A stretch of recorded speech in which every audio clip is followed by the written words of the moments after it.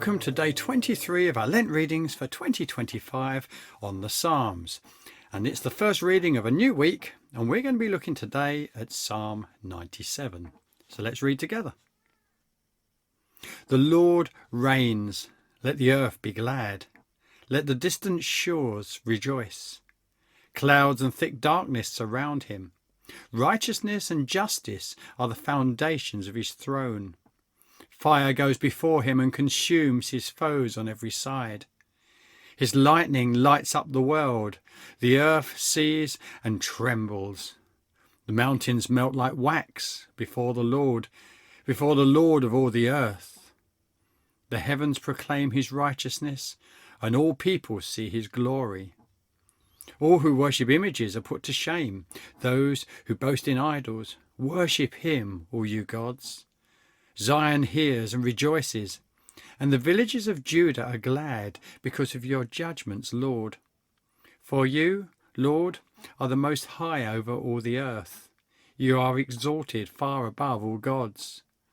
Let those who love the Lord hate evil, for he guards the lives of his faithful ones and delivers them from the hand of the wicked.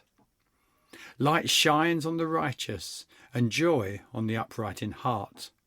Rejoice in the Lord, you who are righteous, and praise his holy name. This psalm rejoices in the sovereignty of God. Verse 1 proclaims, "The Lord reigns," and verse 9 states, "For you, Lord, are the most high over all the earth. You are exalted far above all gods." No matter what your situation is, the Lord is always in total control. He always has been and always will be. The Lord reigns over all creation, whether the world chooses to acknowledge this or not. The Lord is all-powerful, all-knowing, ever-present, consistent, and good. The 19th century writer Lord Acton is credited with the well-known phrase that says, "Power corrupts, and absolute power corrupts absolutely." No matter where you look in human history, we can find the evidence of the truth of this statement. Whether pharaohs, kings, queens, Caesars, popes, emperors, politicians, or presidents, all have allowed at times the power that they gained to corrupt their judgment.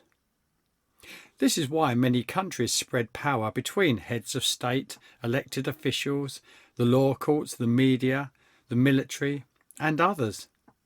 Democracy reduces the amount of power that any one person can hold and limits the risk of abuse. But God's rule is not like that. God's rule is not democratic. God does not share his power. Unlike the leaders of our country, God is not accountable to us. He does not need to explain himself to the media. He does not need to write a manifesto to convince people that what he's going to do is right. Not only can God do as he pleases, we do not even have the authority to question what he does, nor even require him to give a reason.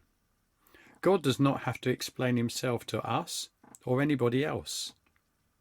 Living in a democratic country, we may struggle to accept this idea. We believe it's our right to hold our leaders to account for their actions and decisions. Many people would like to treat God that way. But Paul writes in Romans 9:20 that this is as ridiculous as clay asking a potter to justify what he's going to be making. For some, that may sound dangerously disconcerting, to have someone so powerful totally in control and beyond questioning. But the psalmist sees this as a reason to rejoice. Not only is God sovereign, he's also completely consistent and totally incorruptible. You will never find him breaking a promise, changing his principles, or compromising his values. Therefore, we can trust him completely. He is the same yesterday, today, and forever. This is the security in which we can rejoice. God is on the throne. He is the sovereign, consistent, reliable Lord. He always has been and always will be.